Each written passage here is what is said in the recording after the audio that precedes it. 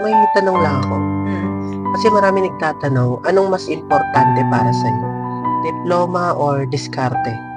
Para sa akin, kaiba kasi yung definition niyan sa iba't ibang tao. Pero kung para sa akin, kailangan mo kasi malaman anong gusto mo sa buhay para malaman mo kung ano yung mas importante. So for example, ako, nung teenage years ko, gusto kong makapagtapos ng pag-aaral. So, syempre, ang importante sa akin, diploma. Kasi gusto kong maging nurse, tapos later on mag-doktor. Pero nung nakagraduate na kasi ako, kailangan kong dumiskarte kasi wala kaming pera. Kailangan namin ng panggamot sa lolo ko that time na may sakit sa kidney. Tapos yung kapatid ko nag-aaral that time.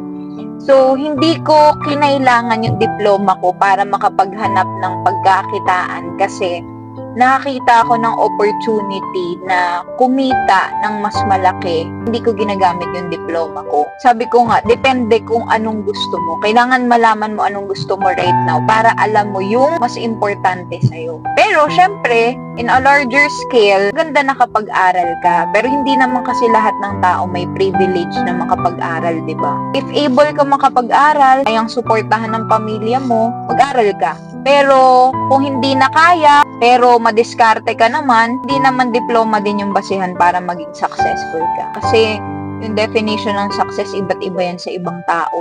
Yun ang sagot ko. Kung ako tatanungin, nakadepende siya sa gusto mo.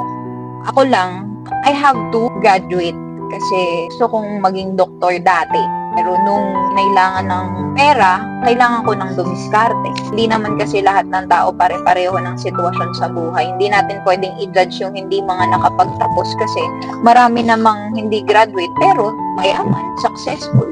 Meron din namang nakagraduate na yung path na gusto nila, yun yung success na tinatahak nila. And for them, they are successful.